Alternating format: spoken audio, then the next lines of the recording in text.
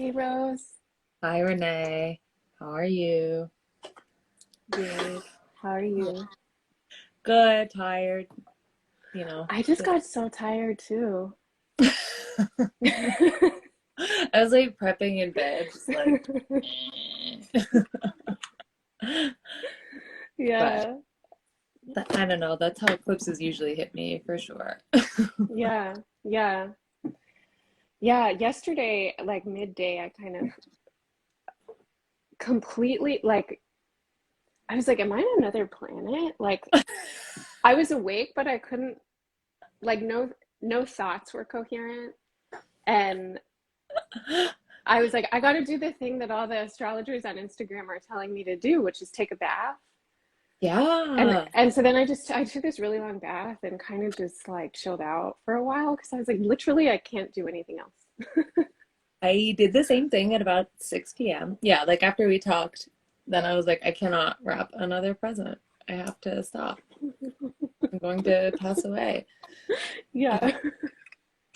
A non-astrology curly hair care regimen post. Wow. Renee, they're digging what's happening. Oh, are you guys liking my hairs?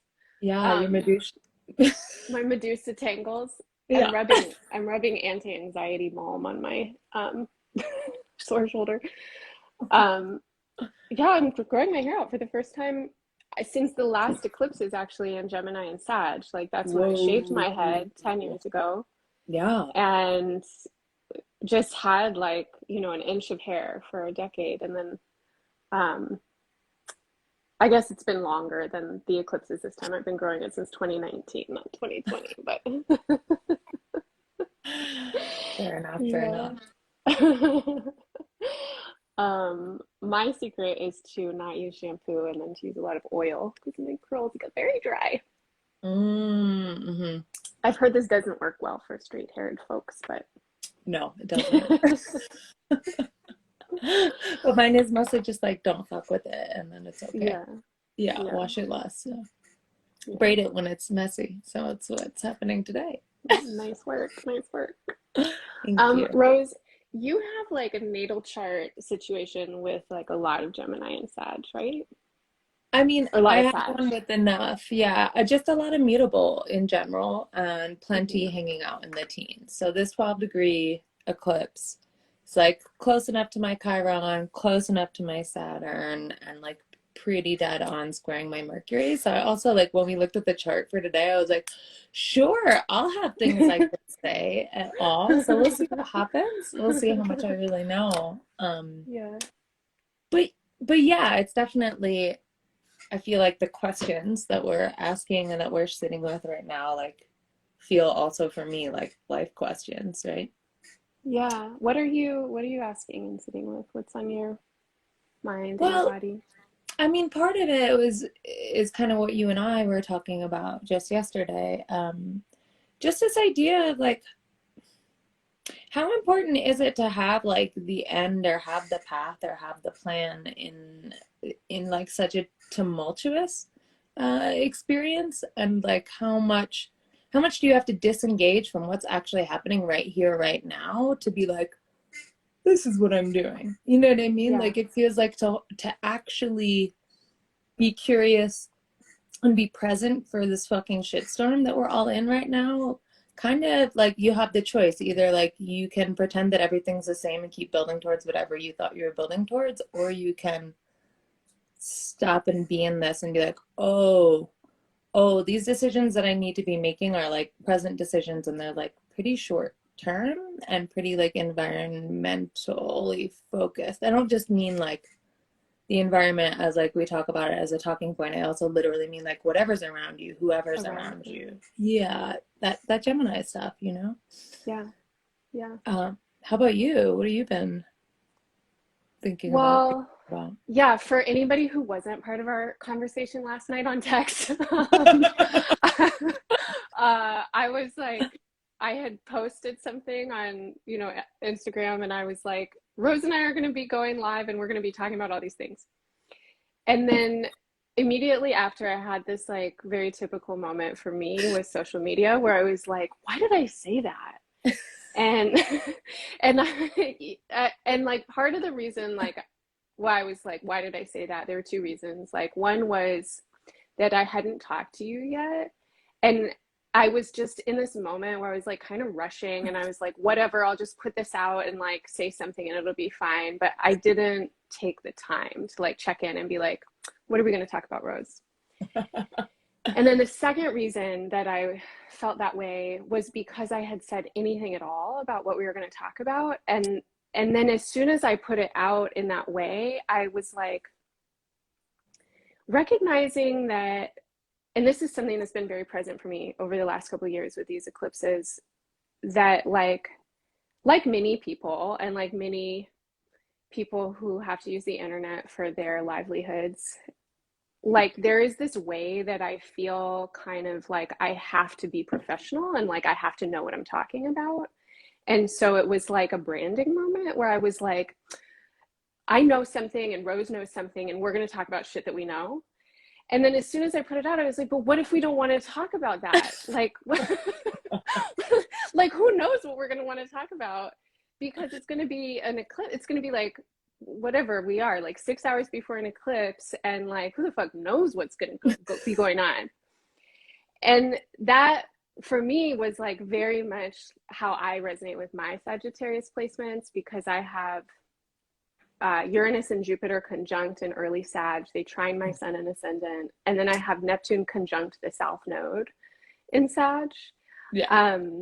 And all my life, like there has been this thing where I'm just like, idea 1, 2, 10, here we go. Like it's like, you know, I'll like have an idea and then I'm off and running before I've even taken a minute to like feel into my body, to check in with other people, to make sure that there's the support there, the ground there, to even think about, do we really want to do this? If it sparks something in me, I'm like, fuck yeah, like I'm in and diving in head first. And it has actually resulted in like a lot of detriment for me. Like sometimes, I mean, it's been part of like what has allowed me to, I think, to be successful, because I have the audacity to do shit that that I come up with, and I'm like, I'll just try it, and sometimes it works, but a lot of times it also like, yeah, it can be harmful, like in relationships. And I think, yeah, when I've been thinking about this eclipse and Sagittarius energy, one thing that I've been thinking about a lot is kind of like conviction and like the strength of the idea and fire energy in this way that it can be convinced of its own direction and fast about it and like autonomous, you know, like all the fire energy is about the self. It's not really about relationship. It's about me, myself, and I. And like, and in these last couple of years, especially with these eclipses, and it's my nodal return, so I have North Node in Gemini.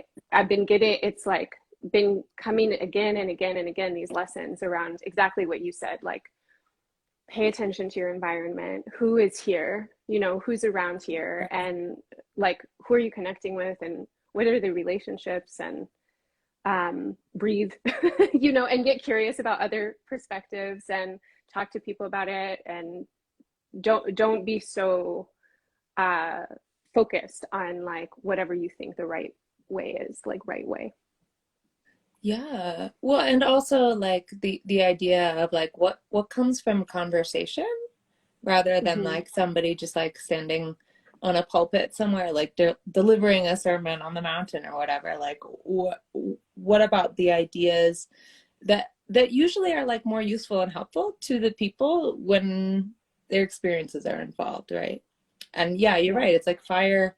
When I think about the cycle of the elements, right? It's like fire is the impulse, earth is the embodiment, air is like the social impact, and then water is kind of the emotional impact and like processing before whatever the next thing is, right? Mm, mm. And so this idea of like, yeah, if we're like all impulse, if we're all about like, I had this inspiration and I'm just gonna fucking go with it, fuck it, then we lose like the richness and also frankly the usefulness of like others' input, right?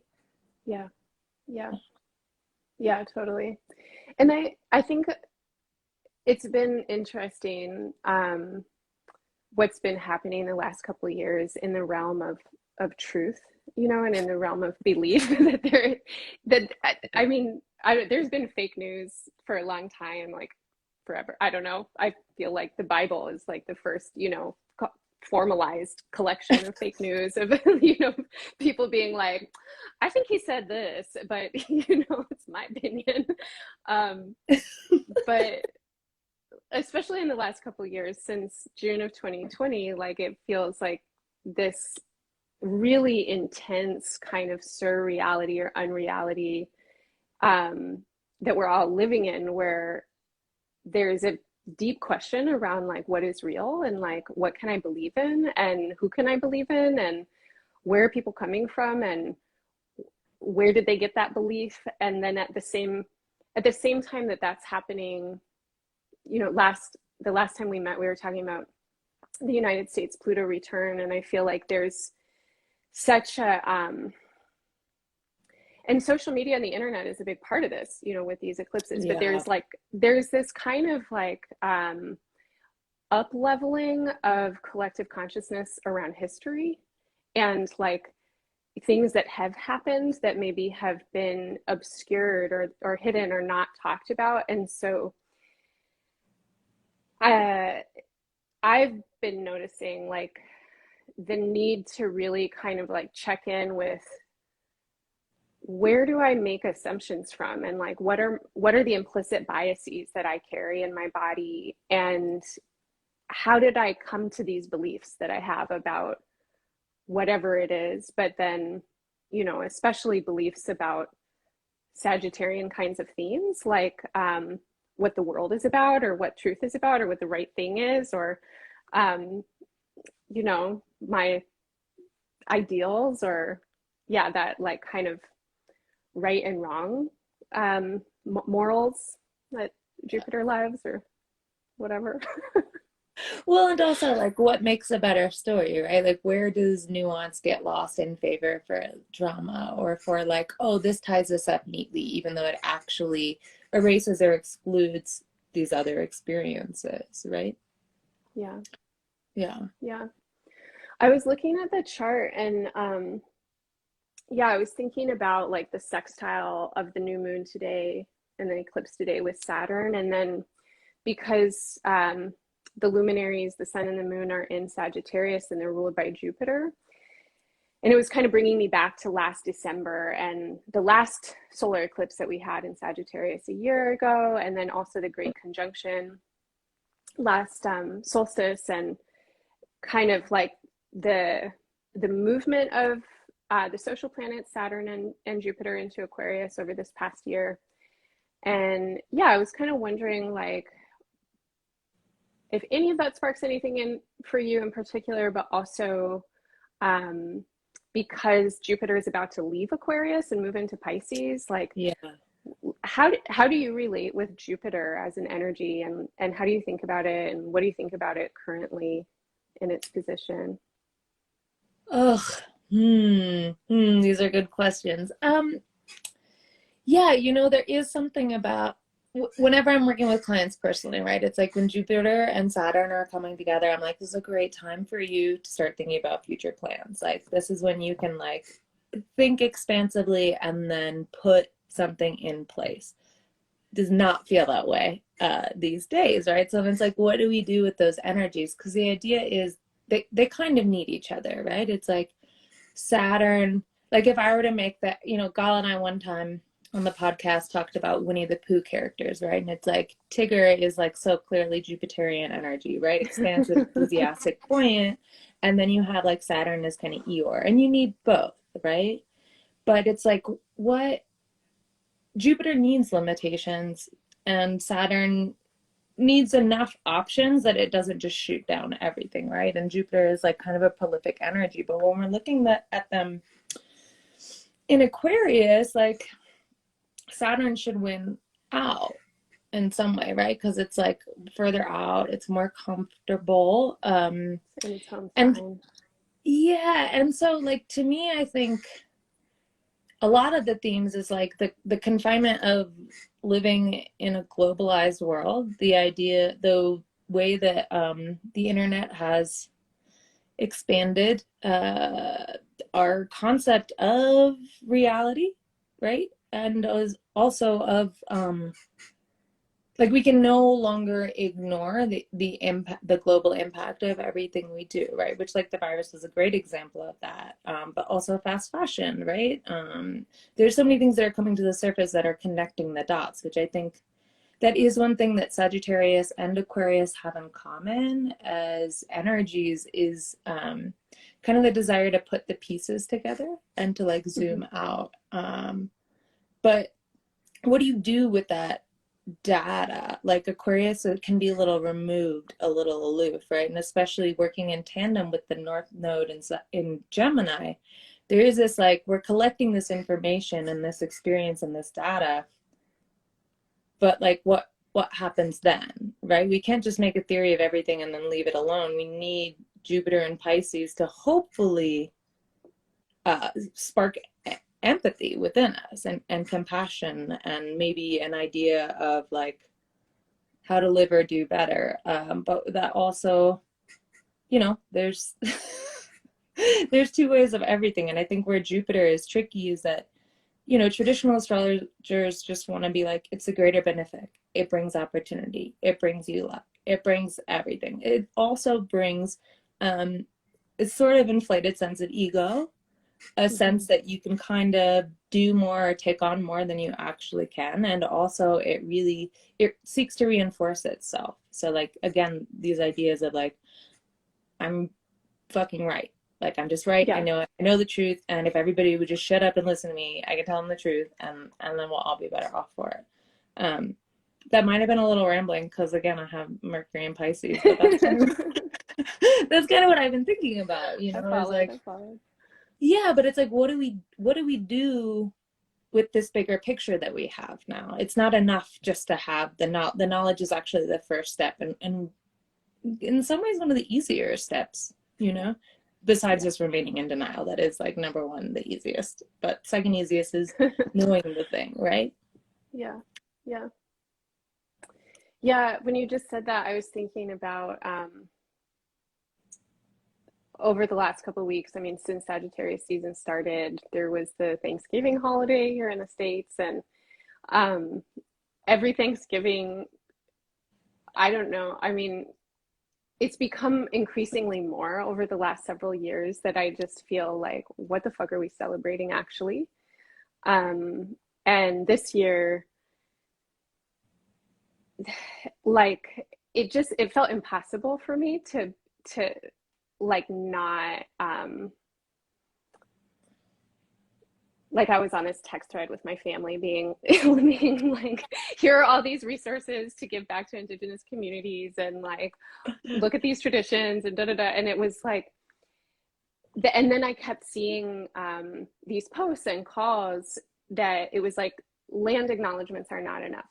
Like it's great, you know, you have the language, and it's great, you've got some information, and then what are you going to do with Yeah. that?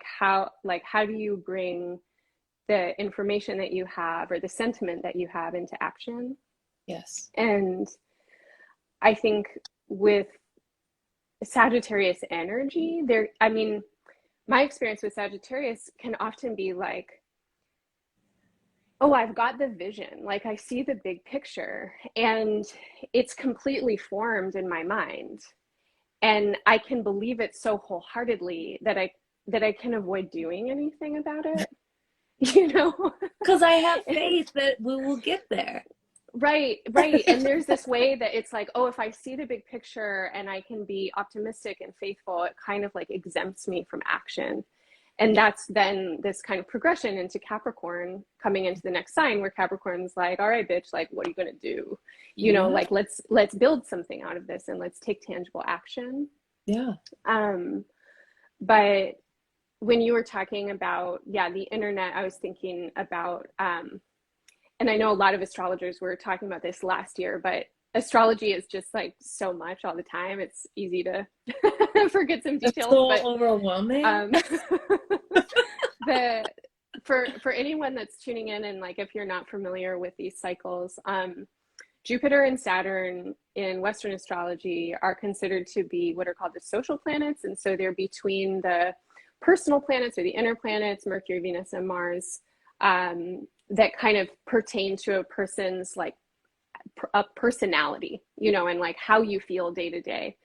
And then there are the outer planets, Uranus, Neptune, Pluto, and onwards, that speak to the collective experience or the transpersonal. And so Jupiter and Saturn describe a bridge between them, and they,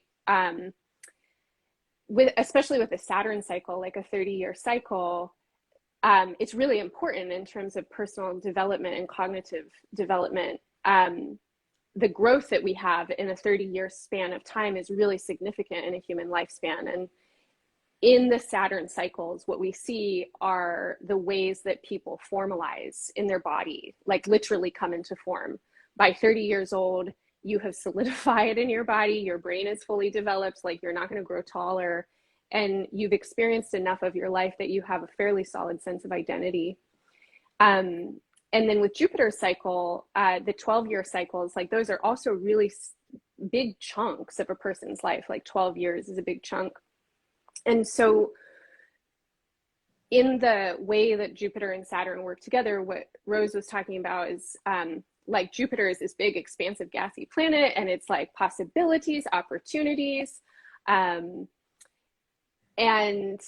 kind of the hope or the idea of what something could be. And then Saturn symbolizes the reality. Like there is a boundary, there is a limit to every possibility, and there is a boundary to all growth, and you cannot inhale forever. Like Jupiter is excess and Saturn is like austerity. Decreasing energy, austerity. Yeah.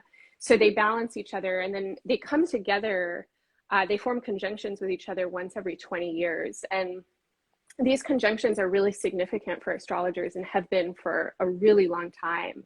They're considered, these conjunctions are considered to be really significant markers of like societal development.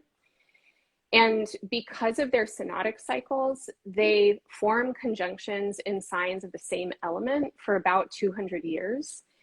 And in 2000, they formed their first conjunction in the air element, which was in Libra. Wasn't that 1980?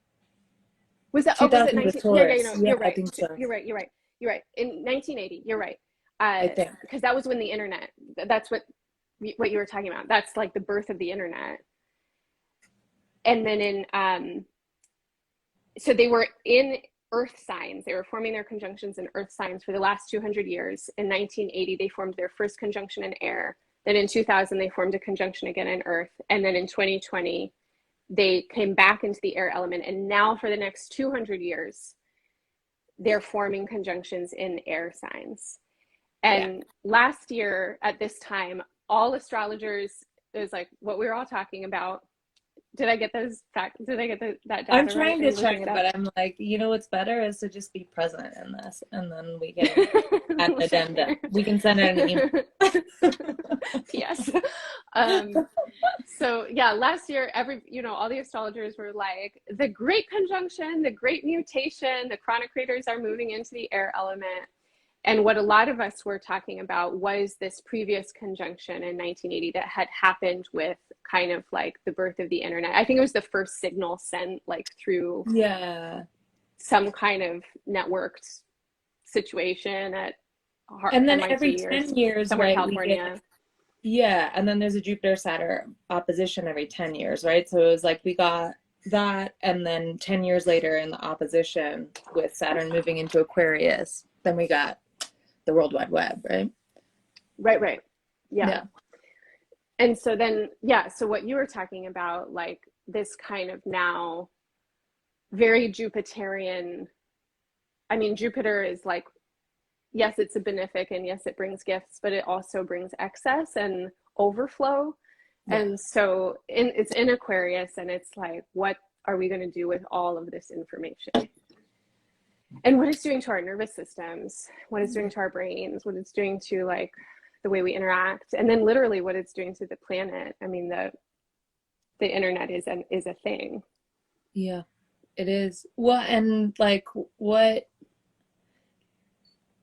happens when our sense of community keeps growing? There's actually a point where it's like we can't be invested. If it's like we must hold And I feel like that's also, to bring it back to the eclipse axis, that's where we have to be able to hold these ideas simultaneously. And that is what Gemini is so good at, to be able to like know the big picture, know the impact, but also understand like the scope of your actual personal capability, right?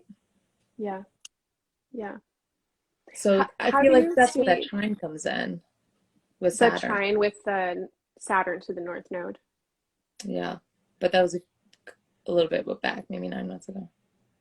But right now it's happening. They're loose trine right now. Yeah. Yeah. But I'm Yeah. sorry I interrupted you like 3 times because I got so excited. It's okay. I just talked a lot. You take it from here. What are you thinking about? Well, yeah, I think uh, I'm just thinking about like that necessity of like limiting the scope. But I'm also thinking about, speaking of Saturn cycles, like, yeah, WWW, which maybe we talked about 2 weeks ago, but the internet is something that we can use interpersonally, like, is having its Saturn return. So again, like looking at what's the real world impact and consequence Yeah. of this, and like Right. where do we go from here? Like, we can't unknow this stuff, Right. but what, like, how am I going to stop Jeff Bezos? Do you have an idea? You're not. Not alone. Which I think, interestingly enough, I think that Jeff Bezos has a pretty intense like Jupiter Pluto or Saturn Pluto aspect in his chart. So Oh he's yeah. like definitely channeling that dark power. Mm. That's interesting. You know, I was talking with my friend last night, and we were talking about the the experience of being in community and sharing information. And for my friend, it was taking one manifestation, and for me, I was thinking a lot about just being here, like in on Instagram, and like doing the work of like being a content creator or making horoscopes or something. And what we were talking about was how to balance the feeling of the need to be political and like speak to what's happening, and also the feeling of outrage. Yeah. My friend was talking about the feeling of like needing to read nonfiction, and that they're a person that they were like when I read a lot of nonfiction, like I feel like really it pulls me into a dense place, or it like really kind of like gets me into a space where I'm not thinking about future possibility, and I'm not like, my imagination isn't getting sparked. And they were Mm, recounting a conversation with someone, you know, where basically it was like about what, you know, what brings you into a sense of possibility, and what motivates you. And somebody was saying, oh, when they read nonfiction, you know, in particular certain kinds of books that are like maybe kind of looking at more like historical context, and but that, or whatever, I mean, nonfiction, that they were feeling motivated to take action. yeah. And then my friend was going, well, when my friend reads fiction, that they feel motivated to imagine and to take action from that place. And then that was making me think about the experience I've been having with my job, where I don't know if you ever feel like this, Rose, like, you know, as like a queer person who, you know, like I'm like, yeah, no, I'm like progressive, like I'm interested in all these different things and want transformative justice and da da da. There's a way where I feel like I have to be talking about serious things. And then I'm also having the feeling of, when I go into that realm, I get into a place where I'm trying to like explain things and tell people what's going on. And I don't even know fully. I'm like, I've got this piece of information, that piece of information. I've got a lot of feelings about it. Yeah. But I'm not a person that's like, I'm not an organizer. I don't know what action to take. And more, I feel like I want to write poetry. Like I want to hold space for radical imagination. Like I want to like let all of this feeling move me, but I don't want to focus on it. Like I Yeah. don't want to focus on this kind of like, what the fuck is Jeff Bezos doing? Like he just makes me so mad. Like I don't want to give him my energy. Yeah, especially when it feels so futile, right? It's like, Right. But then at the yeah, same time, I don't want to do that thing that Sagittarius can do, which is bypass it and be yeah, like, it's going to be fine. Like if we just think positively, we don't need to look at all that stuff.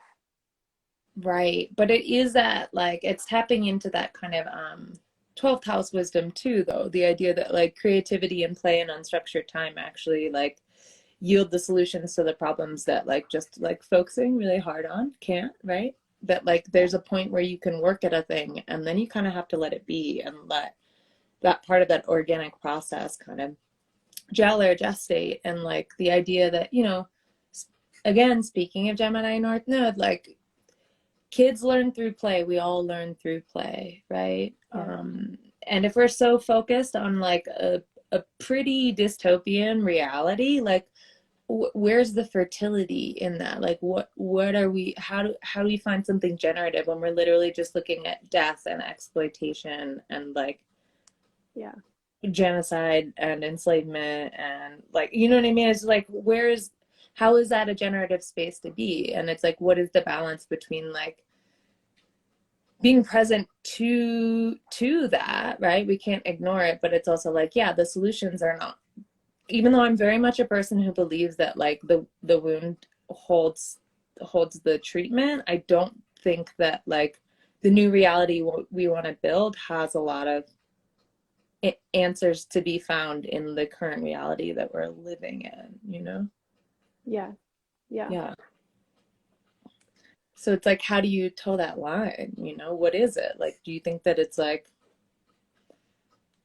I don't think it's as linear as like budgeting your time, you know what I mean? Like, I don't think it's Right. like, I'll read the news for 10 minutes. I mean, I'm sure Jessica Lanyadoo would be like, it's linear. You do it like this, you spend 10 minutes doing that. And that's great. She's a triple Capricorn. But she does it. She breaks it down. But like, I don't know that that's how you or I might do it. And so then it's like, Yeah.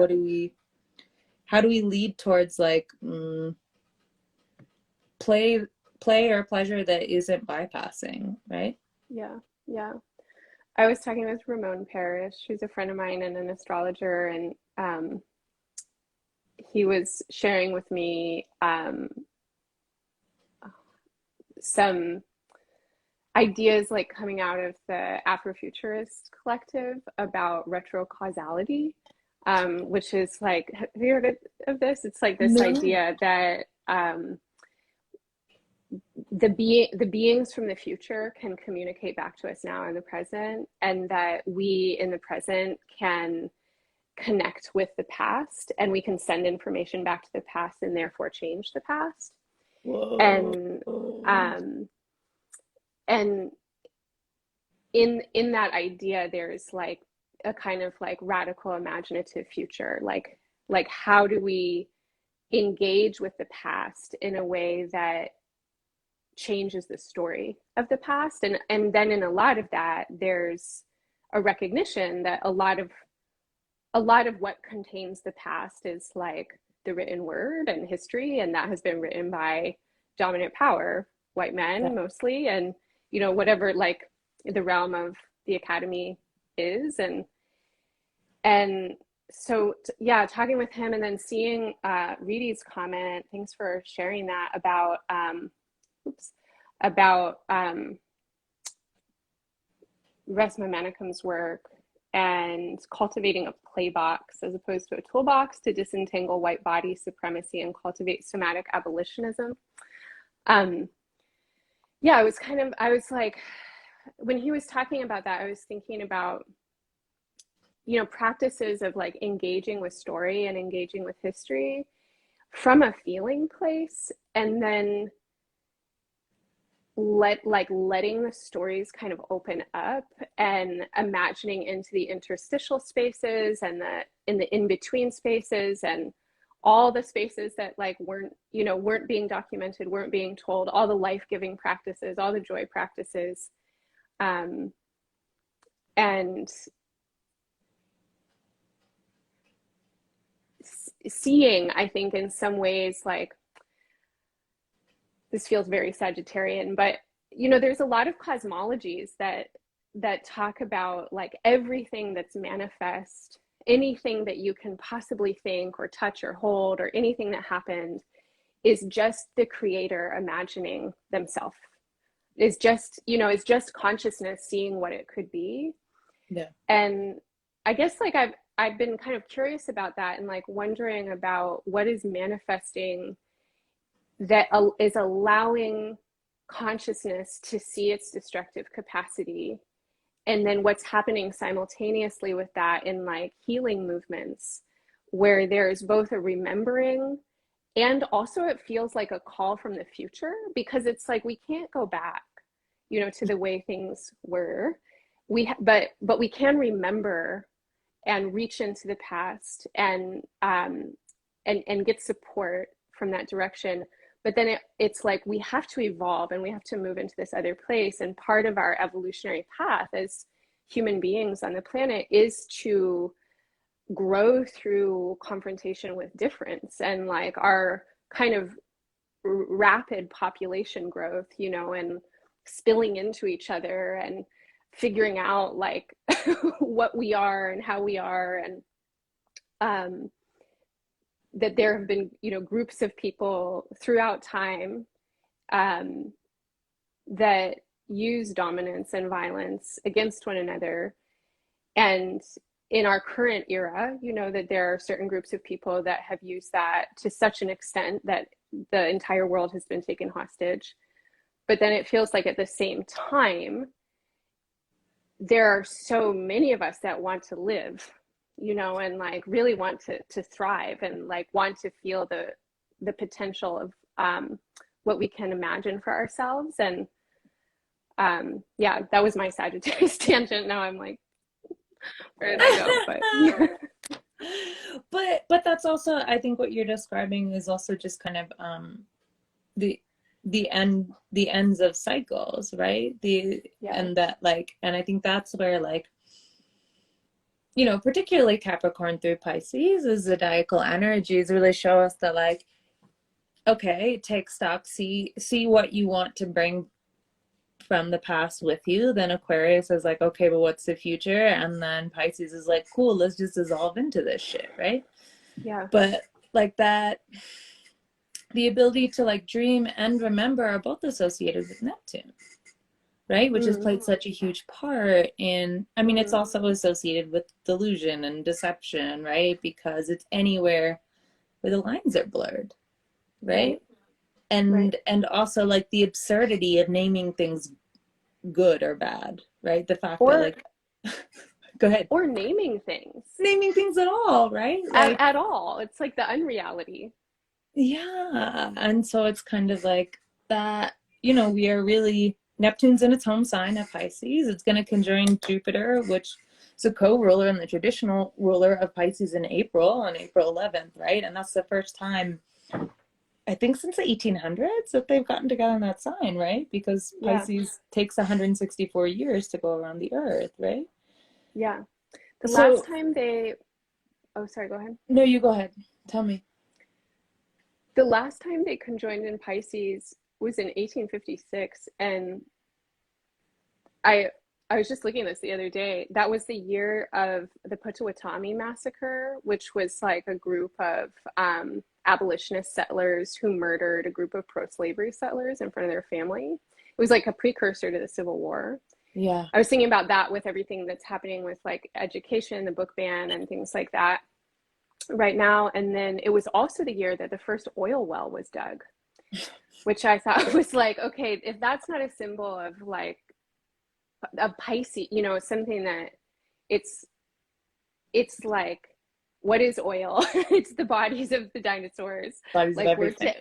the bodies of everything. Is this death force. It's being utilized by humanity to power, to fuel, to like manifest in these ways that are completely insane, you know, where it's like, what do I want? What do I want? What do I want? Let me have it. Let me build it. Let me go faster. Yeah. And then it's like this Neptunian unreality where, okay, now the offset of all this, like the carbon discharge of all of this, is going to spill into the atmosphere. It's going to completely change the environment. It's going to change. It's absolutely unsustainable, but it's like mutating our environment completely and like our experience completely. And and it's all because of something that we thought was, or that some people thought was like real and important and like worth investing in. And Yeah. Yeah, which, again, I think we're at like a similar stage.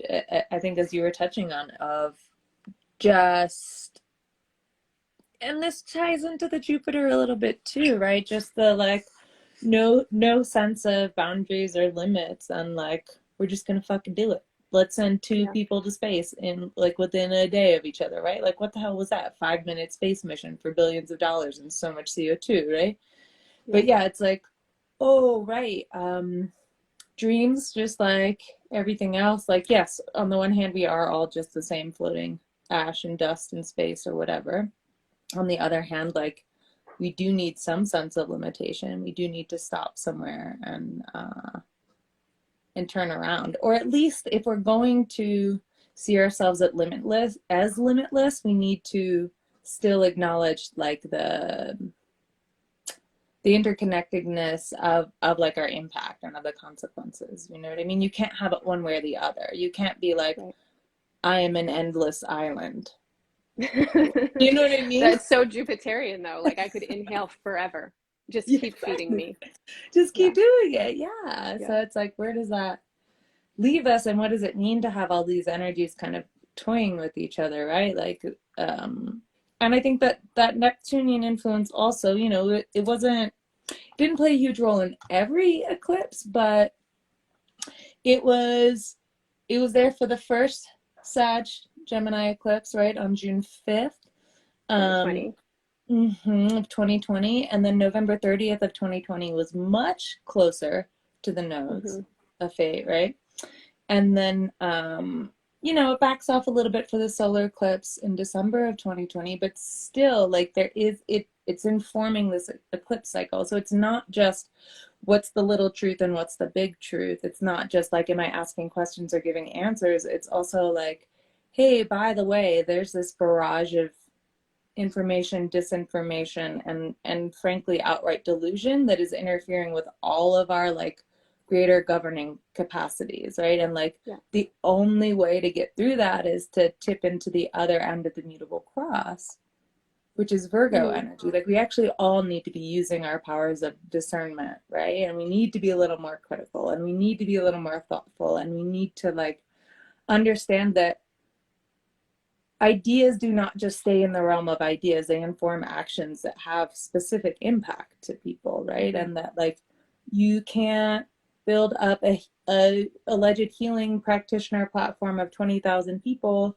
and then tell people that a virus doesn't exist, you know what I mean, Hmm. without that hurting people. Hmm. Yeah. um so I don't know, that's the thing I was thinking about a lot that I felt like we didn't touch on last time, was the influence of Neptune, and why I think that like really really fostered such like a ripe environment for propaganda, for also disease to spread, for Hmm. misinformation to spread, right? Neptune spreads. It doesn't recognize borders. It's gas, it's Right. liquid, goes under Yeah. the door. Yeah. Yeah.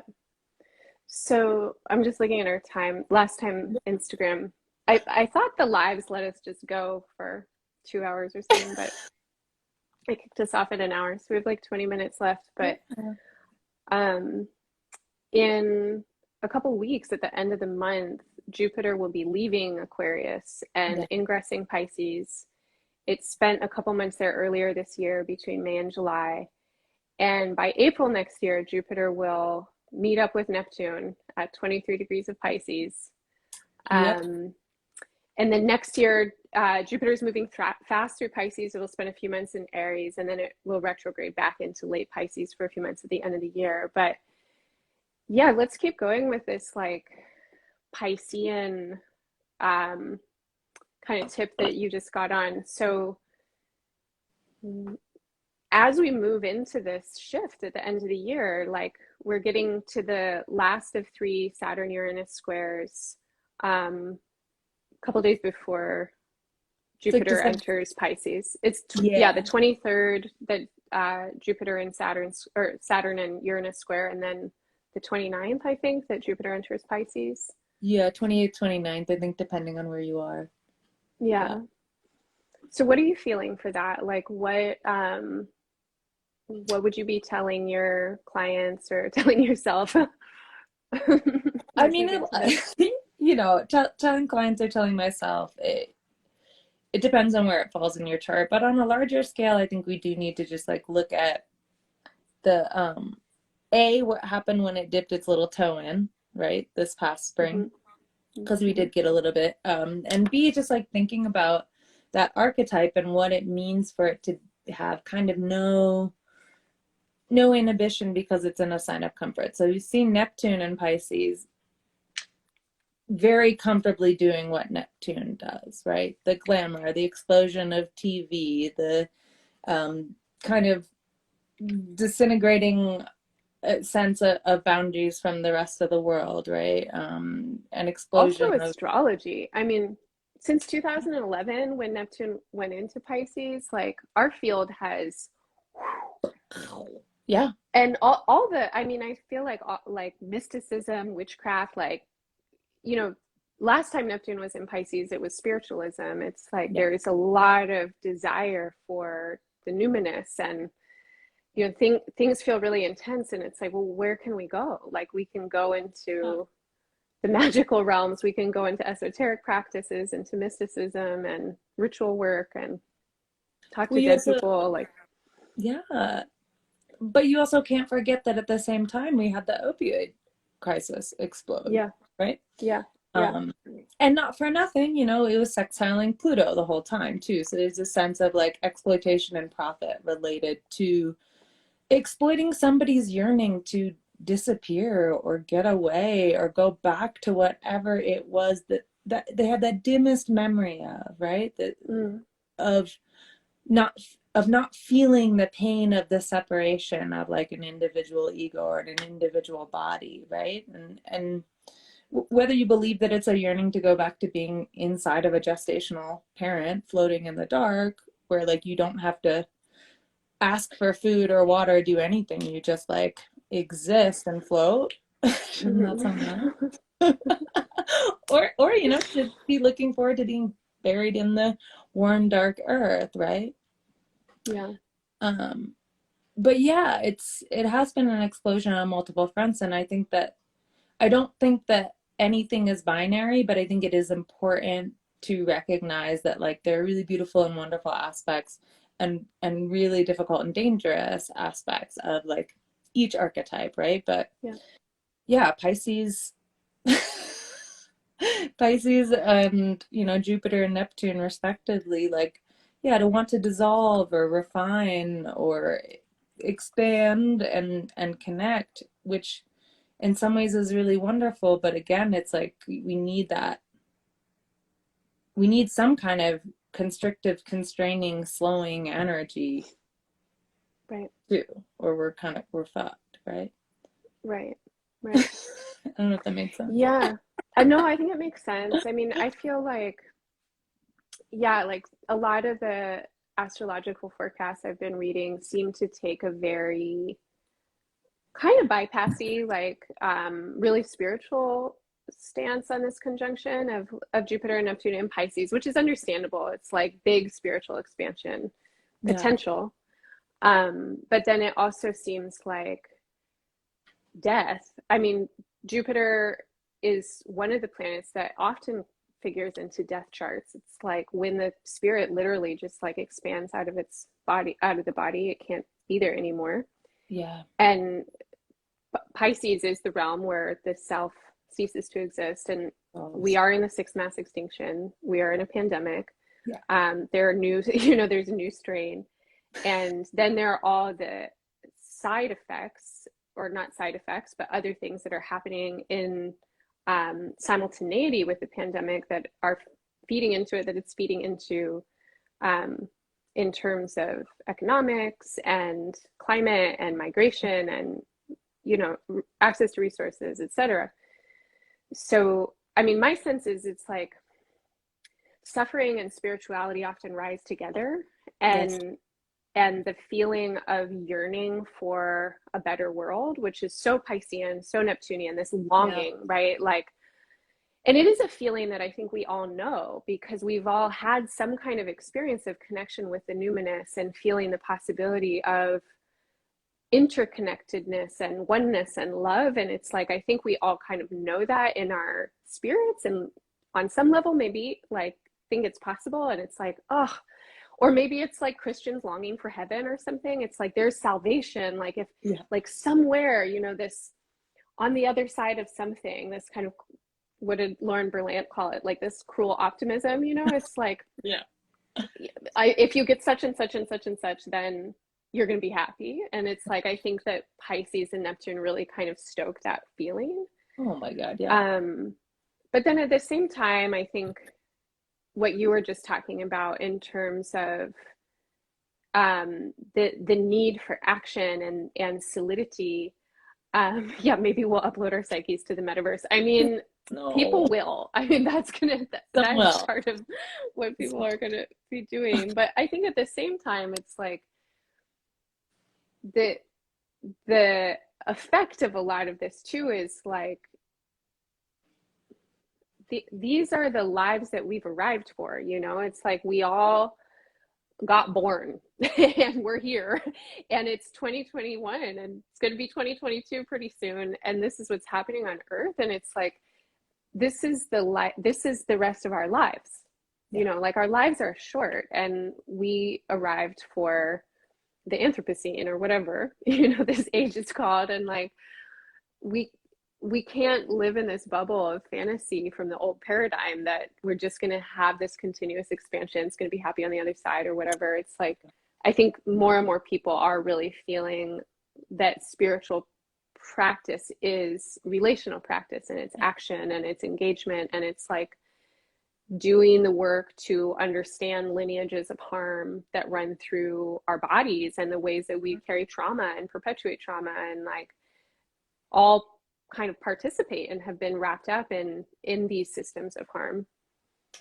Yeah, well, and when you were talking, what I was thinking about it's that the vision doesn't replace the work, it's what sustains you through it. Yeah. Right? Yeah. It's like that is what helps you wake up every day. And again, it's that Yeah. 6/12 axis, right?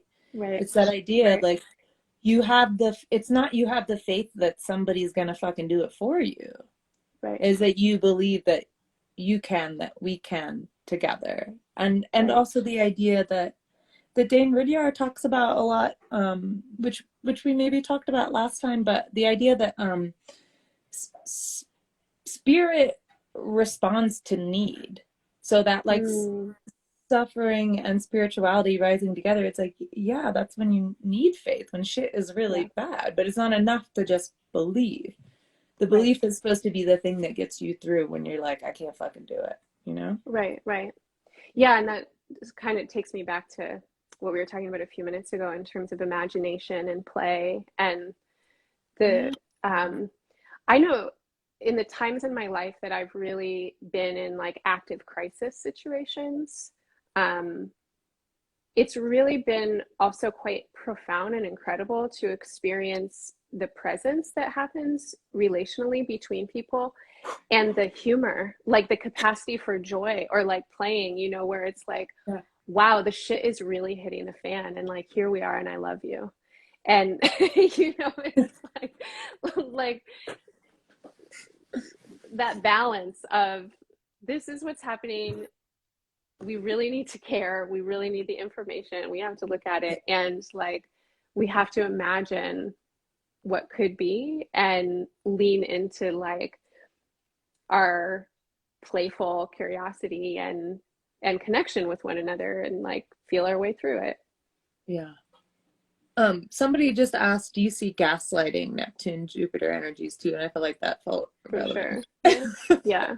I feel like we talked about that too, like when you were mentioning like people building like a big social media. I know I know your partner like has talked about this a lot on her feed, and I'm not so familiar with these stories, but I kind of like hear about them peripherally. Yeah. But Just in general, the proliferation of kind of like conspiracy theories among particularly the white wellness world, and kind of the guise of like spirituality. And again, this kind of like, oh, if something bad is happening to you, it's not structural, it's because you chose the wrong timeline or the wrong vibration, yeah, right? And like, you know, the same thing, like these people fucking lifting language from reproductive rights activism and using it to protest like essentially community care, right? Like, you can't say my body, my choice about wearing a mask in public if you're not outside of the fucking Supreme Court right now today. You know what I mean? Yeah. But yeah, just the idea that like to exclude from your version of the truth any data that is inconvenient, I feel like that is also another symptom of this, and particularly of this kind of trifecta, right? Yeah. And I think that that's where the Gemini North Node is most important, because Gemini doesn't care. Data is just data. It's impersonal, right? I've just gathered this information. It knows you can pull together any story you want from it, but it also knows, like, I don't care if this contradicts this. In fact, it tickles me that it contradicts this. In fact, like, this is the best piece that I have, because, like, isn't that wonderful to leave with more questions than answers? Yeah. Right? I like this comment that Reedy put in the chat, this idea of like light supremacy as the love and light, which I feel like that's, you know, it's real. It's like who gets to say that and like capitalize on it and build entire brands and industries around like, I'm going to write this book and tell you that the secret is you just have to like think positively or something like that. Oh God. Yeah, all those sociopaths. Those people are all sociopaths. And it's also wild because if we're truly going to embrace Neptune and understand that like everything's connected and together, then like you don't get to selectively read what's happening right now. You don't get to selectively read or experience history. Like, you need to take it all if you're really like, no, we're all connected. It's all together. You know? Yeah. That's what drives me nuts, as you can tell. Get a little fired. Rose, Instagram is telling me we have 1 minute and 45 seconds left. What are your last thoughts? My last thoughts are, get curious, stay small, and let Neptune lead you to compassion rather than delusion. So it's like whatever you need. Keep responsibilities and touchstones in the mundane world to keep you grounded through this, so you can be open to like whatever enlightening transmissions there are, will still responsive and responsible to the present. What about you?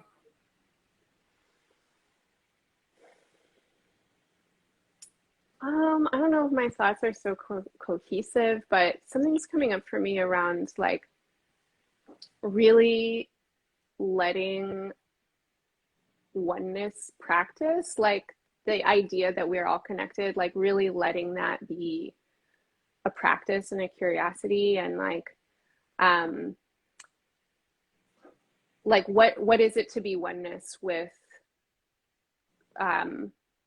that smokestack emitting that like toxic fumes, you know, like what is it to be oneness with COVID? What is it to be oneness with this beautiful tree? And to like just kind of feel into that, and I think in that like expansive potential, really try and tune in with like, what is the vibration that I want to give to oneness? You know, like what's my contribution? Nice. That was cohesive. Thank you. Anybody who wants a reading should check out Rose at Mutable Cross. She's got openings in her schedule. She's amazing.